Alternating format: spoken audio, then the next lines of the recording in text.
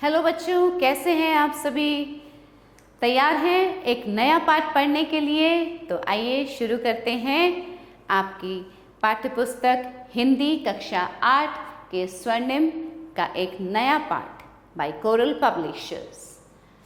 आज हम करेंगे पाठ 12 सोना। आइए देखिए। प्रस्तुत कहानी महादेवी वर्मा द्वारा रचित है, जिसमें उनके पशु पक्षियों के प्रति प्रेम के भाव को दर्शाया गया है। पशु मूक हैं, परंतु हमारे स्नेह के भाव को अच्छी तरह समझते हैं और हमें भी प्रेम का पाठ पढ़ाते हैं। अब ये कहानी महादेवी वर्मा जी द्वारा रचित है और इसमें उनके पशु पक्षियों के प्रति जो प्रेम है उनका वो दर्शाया गया, उस भाव को दर्शाया गया है। पशु बोल नहीं सकते, पशु पक्षियाँ जो हैं वो बोल नहीं सकते, परंतु हमारे स्नेह को वो बहुत अच्छे से समझते हैं और वो भी प्रेम का पाठ हमको पढ़ाते हैं। किस प्रकार, आइए पढ़ते हैं इस कहानी को। सोना की आज अचानक स्मृति हो आने का कारण है। मेरे परिचित स्वर्गीय धीरेन्द्र नाथ बसु की पौत्री सुष्मिता ने लिखा है कि गत वर्ष अपने पड़ोसी से मुझे एक हिरण मिला था। कुछ दिनों से हम उससे बहुत स्नेह करने लगे हैं, परंतु अब मैं अनुभव करती हूँ कि सघन जंगल में संबद्ध रहने के कारण तथा अब बड़े हो जाने के कारण उसे घूमने के लिए अधिक विस्तृत स्थान चाहिए। अब सोना एक हिरण है जिसकी कि अचानक स्मृति होने का, उसकी अचानक याद आ जाने का कारण क्या है कि वो कहानी बताती हैं कि धीरेन्द्र नाथ बसु की पौत्री जो थी सुष्मिता ने लिखा कि उन्होंने क्या किया था, एक हिरण मिला था उनको पड़ोसी से और उससे उन सबको बहुत ज़्यादा लगाव हो गया था। लेकिन वो हिरण कहाँ रहता है? देखिए, पशु जो है वो जंगलों में रहने वाले प्राणी हैं, उनका जो घर है वो जंगल है और वहाँ रहने के कारण और बड़े हो जाने के कारण उसको बहुत ज़्यादा जगह चाहिए थी घूमने के लिए। आपके घर के आसपास बने मैदान से अच्छी जगह कोई हो ही नहीं सकता। क्या कृपया करके आप उसे स्वीकार करेंगी? मैं सचमुच आपकी आभारी रहूँगी, क्योंकि आप जानती हैं कि मैं ऐसे व्यक्ति को नहीं देना चाहती जो उससे बुरा व्यवहार करे। मेरा विश्वास है आपके यहाँ उसकी भली भांति देखभाल हो सकेगी। मैंने कुछ वर्ष पूर्व यह निश्चय किया था कि अब हिरण नहीं पालूंगी। अब वो जो बच्ची सुष्मिता, उसने किसको देना चाहा? लेखिका को देना चाहा कि उसने कहा कि आपके यहाँ इसकी अच्छी देखभाल हो सकेगी, परंतु लेखिका ने क्या सोचा था कि कुछ वर्ष पूर्व उन्होंने ये निश्चय किया था कि कोई हिरण नहीं पालना है उनको, परंतु आज उस नियम को भंग किए बिना उस कोमल प्राण जीव की रक्षा संभव नहीं है। सोना भी इसी प्रकार अचानक आई थी, परंतु अब तक अपनी शैशवावस्था भी पार नहीं कर सकी थी। सुनहरे रंग का रेशमी लच्छों की गांठ के समान उसका कोमल लघु शरीर, छोटा सा मुंह और बड़ी बड़ी पानीदार आंखें देखती तो लगता था कि अभी छलक पड़ेंगी। ये देखिए, लंबे कान, पतली सुडौल टांगें, जिन्हें देखते ही प्रसुप्त की बिजली की लहर देखने वालों की आंखों में कौंध जाती है। सब उसके सरल शिशु रूप से इतने प्रभावित हुए कि किसी ने चंपक वर्णा रूपसी के लिए उपयुक्त सोना, सुवर्णा, स्वर्णलेखा आदि नाम उसका परिचय बन गए। वो इतनी सुंदर थी, इतनी रूपसी, मतलब सुंदर देखने में थी, परंतु उस बेचारे हरण शावक की कथा तो मिट्टी की ऐसी व्यथा कथा है जिसे मनुष्य की निष्ठुरता गढ़ती है। ज्ञान की बातें, अपने स्वार्थ में किसी जीव को हानि पहुंचाना पाप के समान है। अपने स्वार्थ के लिए किसी को भी हानि नहीं पहुंचानी चाहिए। आगे पढ़ते हैं। बेचारी सोना भी मनुष्य की इसी निष्ठुर मनोरंजन प्रियता के कारण अपने अरण्य परिवेश और स्वजाति से दूर मानव समाज में आ पड़ी थी। अब ये मनुष्य की निष्ठुरता और मनोरंजन की प्रियता ही तो है कि उसको जंगल से उठाकर कहाँ ले आए थे, अपने घर ले आए थे। और पशुओं का, पक्षियों का जो घर होता है वो है जंगल। प्रशांत वनस्थली में जब अलस भाव से रोमंथन करता हुआ मृग समूह शिकारियों की आहट से चौंक कर भागा, तब सोना की माँ सदैह प्रसूता होने के कारण भागने में असमर्थ रही। सदैह जात मृग तो भाग नहीं सकता था, अतः मृगी माँ ने अपनी संतान को अपने शरीर की ओट में सुरक्षित रखने के प्रयास में प्राण दिए। तो ऐसे हुआ था सोना का जन्म। पता नहीं दया के कारण या कौतुक प्रियता के कारण शिकारी मृत हिरणी के साथ उसके रक्त से सने और ठंडे स्तनों से चिपके हुए शावक को जीवित उठा लाए। उनमें से किसी के परिवार की सदैह गृहिणी और बच्चों ने उसे पानी मिला दूध पिला पिलाकर 2-4 दिन तक जीवित रखा। सुष्मिता बसु के समान ही किसी बालिका को मेरा स्मरण हो आया और वह उस अनाथ शावक को मुमर्ष अवस्था में मेरे पास ले आई।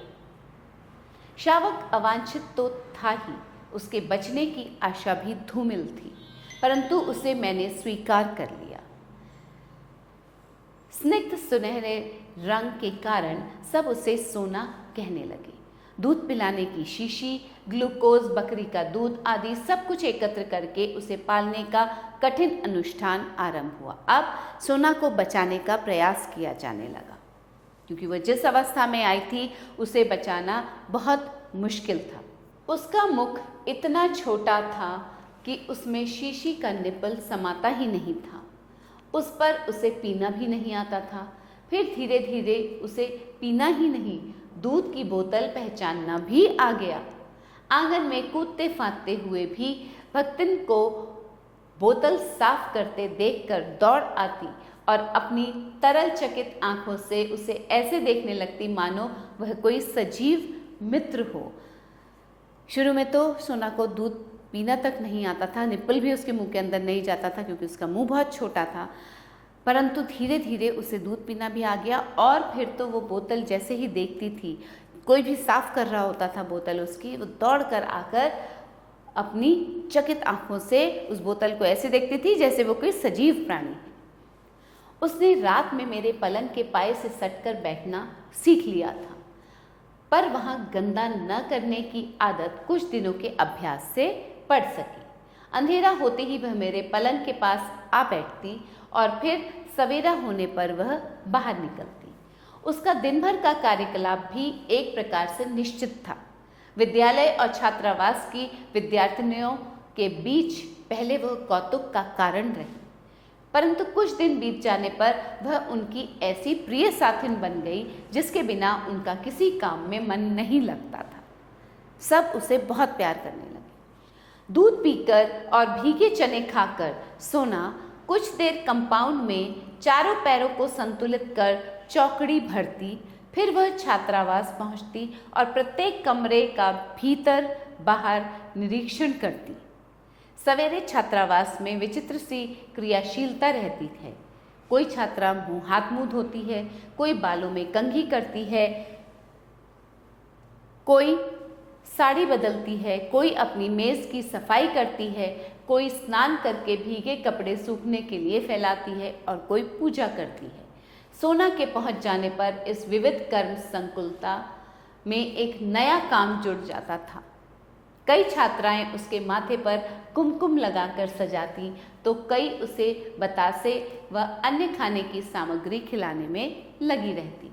अब देखिए, जब सोना छात्रावास पहुंचती थी तो वहाँ पर सब अलग अलग काम कर रहे होते थे। छात्रावास में सारी लड़कियां रहती थी और वो कोई तैयार हो रहा होता था, कोई बाल बना रहा होता था, कोई कुछ साफ सफाई कर रहा होता था। तो सोना भी वहाँ पहुँच जाती थी और अब एक नया काम उन लड़कियों को मिल गया था। सोना को वो सजाती थी, माथे पर कुमकुम लगाती थी, कोई कुछ खिलाता, कोई कुछ खिलाता। उसके खाने के मेस में पहुंचते ही छात्राएं ही नहीं, वहां काम करने वाले सभी लोग उसे खिलाने के लिए आतुर रहते, परंतु उसे बिस्कुट को छोड़कर कोई दूसरा खाद्य पदार्थ कम पसंद थे।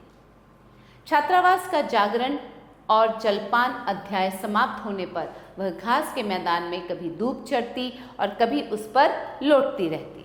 मेरे भोजन का समय वह किस प्रकार जान लेती थी, यह समझने का उपाय नहीं था, परंतु वह ठीक समय पर भीतर आ जाती और तब तक मुझसे सटकर खड़ी रहती जब तक मेरा खाना समाप्त न हो जाता। कुछ चावल, रोटी आदि उसका भी प्राप्य था, परंतु उसे कच्ची सब्जी ही अधिक भाती थी। घंटी बजते ही वह फिर प्रार्थना के मैदान में पहुंच जाती और उसके समाप्त होने पर कक्षाओं के भीतर बाहर चक्कर लगाना आरंभ कर देती। यह उसका रोज का काम था। उसे छोटे बच्चे बहुत प्रिय थे क्योंकि उनके साथ खेलने का अधिक अवकाश रहता था। वे पंक्तिबद्ध खड़े होकर सोना सोना पुकारते और वह उनके ऊपर से छलांग लगाकर एक ओर से दूसरी ओर कूदती रहती। वहाँ सर्कस जैसा खेल कई घंटों चलता, क्योंकि खेल की घंटी में बच्चों की एक कक्षा के उपरांत दूसरी कक्षा आती रहती। मेरे प्रति स्नेह प्रदर्शन के कई प्रकार थे। बाहर खड़े होने पर वह सामने या पीछे से छलांग लगाती और मेरे सिर के ऊपर से दूसरी ओर निकल जाती। हिरन बहुत अच्छी छलांग लगाते हैं। प्रायः देखने वालों को भय होता था कि मेरे सिर पर चोट न लग जाए। अब देखने वाले जो थे उनको बहुत डर लगता था कि कहीं मेरे सिर पर चोट न लग जाए, परंतु वह पैरों को इस प्रकार सिकोड़े रहती और मेरे सिर को इतनी ऊंचाई से लांघती थी कि चोट लगने की कोई संभावना ही नहीं रहती थी। भीतर आने पर वह मेरे पैरों से अपना शरीर रगड़ने लगती। मेरे बैठे रहने पर वह साड़ी का छोर मुंह में भर लेती और कभी पीछे चुपचाप खड़े होकर चोटी ही चबा डालती। डांटने पर वह अपनी बड़ी गोल और चकित आंखों से ऐसे अनिर्वचनीय जिज्ञासा भरकर एकटक देखने लगती कि हंसी आ जाती। लेखिका को हंसी आ जाती थी उसे देखकर। अनेक विद्यार्थिनियों की भारी भरकम गुरुजी से सोना का क्या लेना देना था। वह तो उस दृष्टि को पहचानती थी जिसमें उसके लिए स्नेह छलकता था और उन हाथों को जानती थी जिन्होंने यत्नपूर्वक दूध की बोतल उसके मुख से लगाई थी। यदि सोना को अपने स्नेह की अभिव्यक्ति के लिए मेरे सिर के ऊपर से कूदना आवश्यक लगेगा तो वह कूदेगी। मेरी किसी अन्य परिस्थिति से प्रभावित होना उसके लिए संभव नहीं था। कुत्ता स्वामी और सेवक का अंतर जानता है और स्वामी के क्रोध की प्रत्येक मुद्रा से परिचित रहता है। स्नेह से बुलाने पर वह गदगद होकर निकट आ जाता है और क्रोध करते ही सभीत और दयनीय बनकर दुबक जाता है। पर हिरण यह अंतर नहीं जानता। देखिए, कुत्ता तो ये अंतर जानता है कि कौन स्वामी है, कौन सेवक है, और प्यार से बुलाने पर वो करीब भी आ जाता है और क्रोध करने पर वह दुबक कर बैठ जाता है, परंतु हिरण को ये सब नहीं पता होता। अतः उसका पालने वाले से डरना कठिन है। यदि उस पर क्रोध किया जाए तो वह अपनी चकित आंखों से पालने वाले की आंखों से आंखें मिलाकर खड़ा रहेगा, क्योंकि उसमें ये गुण नहीं है जैसे कुत्ते में होते हैं। मानो पूछ रहा हो, क्या ये सही है? वह हमारे स्नेह को पहचानता है, जिसकी स्वीकृति बताने के लिए उसकी विशेष चेष्टाएं हैं। मेरी बिल्ली गोधुली, कुत्ते हेमंत, वसंत, कुतिया, फ्लोरा सबसे पहले इस नए अतिथि को देखकर रुष्ट हुए, परंतु सोना ने थोड़े ही दिनों में सबसे सख्य स्थापित कर लिया। फिर तो वह घास पर लेट जाती और कुत्ते और बिल्ली उस पर उछलते कूदते रहते। कोई उसके कान खींचता, कोई पैर, और जब वे इस खेल में तन्मय हो जाते तब वह अचानक चौकड़ी भरकर भागती और वे गिरते पड़ते उसके पीछे दौड़ लगाते। वर्ष भर का समय बीत जाने पर सोना हरिण शावक से हिरणी में परिवर्तित होने लगी। उसके भीतर के पीताभ रोएं ताम्रवर्णी झलक देने लगे। टांगें अधिक सुडौल हो गई और खुरों के कालेपन में चमक आ गई। ग्रीवा अधिक बंकिम और लचीली हो गई। पीठ में भराट वाला उतार चढ़ाव और स्निग्धता दिखाई देने लगी। परंतु सबसे अधिक विशेषता तो उसकी आंखों और दृष्टि में मिलती थी। आंखों के चारों ओर खिंची कज्जल कोर में नीले गोलक और दृष्टि ऐसी लगती थी मानो नीलम के बल्बों में उजली विद्युत का स्फुरण हो। उसकी आंखें बहुत सुंदर थी। सोना की जो आंखें थी वो बहुत सुंदर थी। इसी बीच फ्लोरा ने भक्तिन की अंधेरी कोठरी के एकांत कोने में 4 बच्चों को जन्म दिया। फ्लोरा कौन थी? लेखिका की कुतिया। और वह खेल के संगियों को भूलकर अपनी नवीन सृष्टि के संरक्षण में व्यस्त हो गई। अब फ्लोरा जो थी पहले इन लोगों के साथ खेलती थी सबके साथ, अब वो खेलना बंद करके वो बच्चों की देखभाल में लग गई। 1-2 दिन सोना अपनी सखी को खोजती रही। फिर उसको इतने लघु जीवों से घिरा देख उसकी स्वाभाविक चकित दृष्टि गंभीर विस्मय में भर गई। अब कुछ दिन तो उसने ढूंढा, 1-2 दिन तो अपनी उसकी जो सहेली थी फ्लोरा उसको ढूंढा, पर लेकिन जब उसने उन छोटे छोटे फ्लोरा के बच्चों से फ्लोरा को घिरा हुआ देखा तो वो बहुत चकित हो गई और गंभीरता से भर गई। वो एक दिन देखा फ्लोरा कहीं बाहर घूमने गई है और सोना भक्तिन की कोठरी में निश्चिंत लेटा। पिल्ले आंखें बंद रहने के कारण चींची करते हुए सोना के उदर में दूध खोज रहे थे। तब से सोना के नृत्य के कार्यक्रम में पिल्लों के बीच में लेट जाना भी सम्मिलित हो गया। अब वो फ्लोरा कहीं गई हुई थी बाहर और वो जाकर सोना वहाँ पे बैठ गई तो बच्चों की तो आंखें बंद थी, उनको नहीं पता था कौन है। वो उसके ऊपर चढ़ के दूध पीने के लिए उतावले होने लगे और ये अब रोज का नियम बन गया था सोना का फ्लोरा के बच्चों के बीच में बैठने का। आश्चर्य की बात यह थी कि फ्लोरा हेमंत, वसंत या गोधूली का अपने बच्चों के पास फटकने भी नहीं देती थी।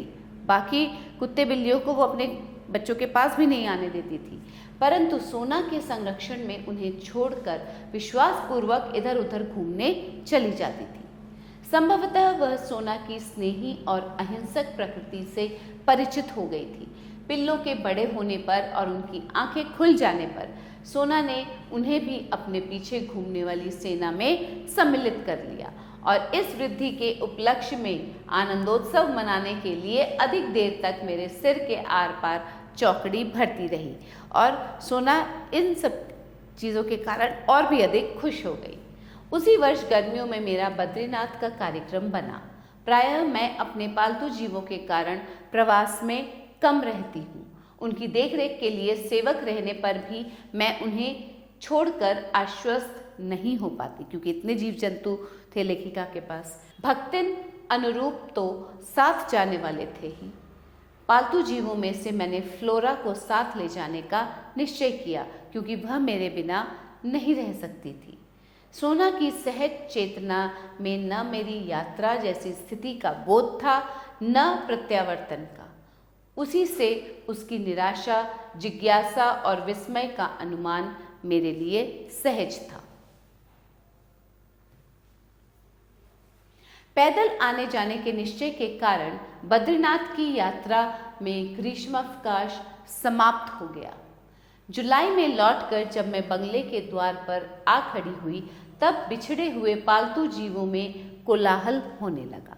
जब लेखिका वापस आई तो सारे जीवों में कोलाहल मच गया। गोधूली मेरे कंधे पर आ बैठी। हेमंत, वसंत मेरे चारों ओर परिक्रमा करके हर्ष की ध्वनियों से मेरा स्वागत करने लगे, पर मेरी दृष्टि सोना को खोजने लगी। क्यों वह अपना उल्लास व्यक्त करने के लिए मेरे सिर के ऊपर से छलांग नहीं लगाती? अब लेखिका सोना को खोज रही थी। सोना कहाँ है? पूछने पर माली आंखें पोंछने लगा और चपरासी चौकीदार एक दूसरे का मुंह देखने लगे। वे लोग आने के साथ ही मुझे कोई दुखद समाचार नहीं देना चाहते थे, परंतु माली की भावुकता ने बिना बोले ही उसे बता डाला। और वो दुखद समाचार क्या था? ज्ञात हुआ कि छात्रावास के सन्नाटे और फ्लोरा के तथा मेरे अभाव के कारण सोना इतनी अस्थिर हो गई थी कि इधर उधर खोजती सी वह प्राय कंपाउंड से बाहर निकल जाती थी। इतनी बड़ी हिरनी को पालने वाले तो कम थे, परंतु उसका खाद्य और स्वाद प्राप्त करने के इच्छुक व्यक्तियों का बाहुल्य था। इसी आशंका से माली ने उसे मैदान में एक लंबी रस्सी से बांधना आरंभ कर दिया था, क्योंकि माली को लगा था कि अगर सोना रोज ऐसी बाहर जाती रही तो कोई भी उसका शिकार कर लेगा।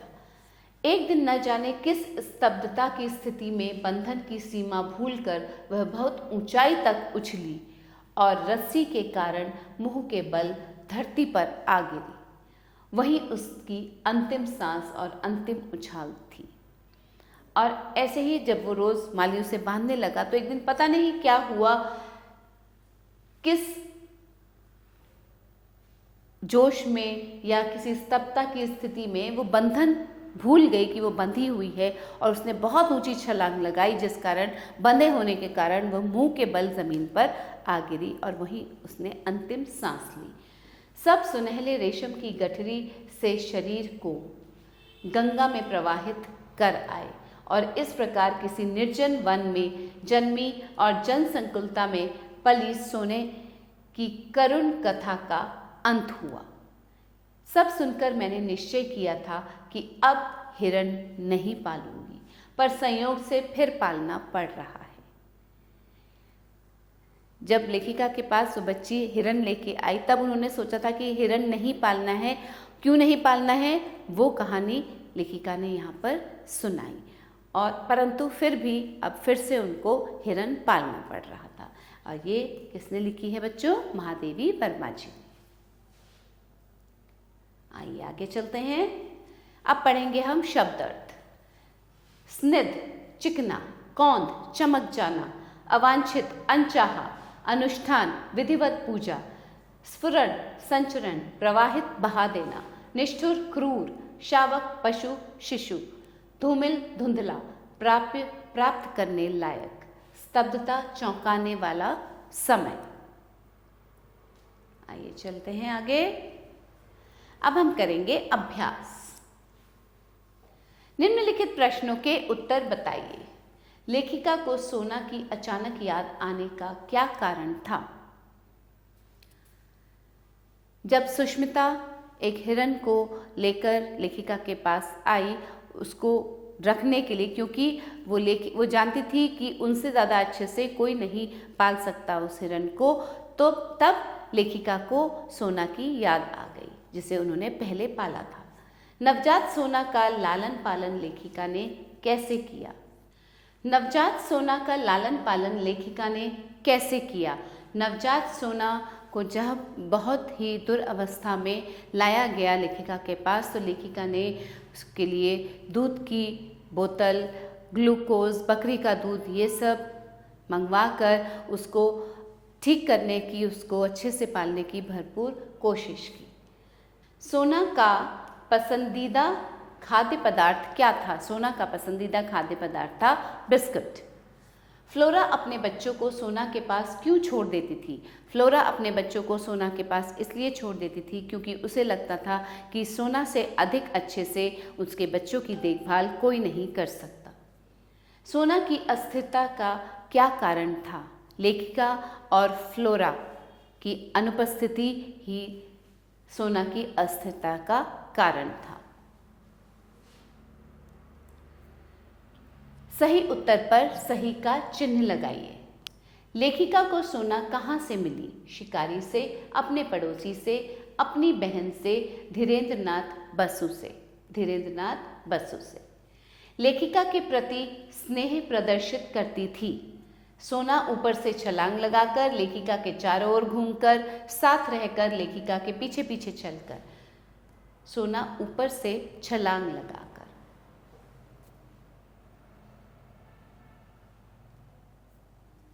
लेखिका के कहाँ जाने का कार्यक्रम बना? बनारस, दिल्ली, बद्रीनाथ, कहीं नहीं। लेखिका के बद्रीनाथ जाने का कार्यक्रम बना। लेखिका के पूछने पर माली के आंखों में क्यों आंसू आ गए? क्योंकि सोना मर चुकी थी, बीमार था, सोना भाग गई थी, सोना को शिकारी पकड़कर ले गया। सोना मर चुकी थी। तो बच्चों, ये थी सोना हिरनी की कहानी।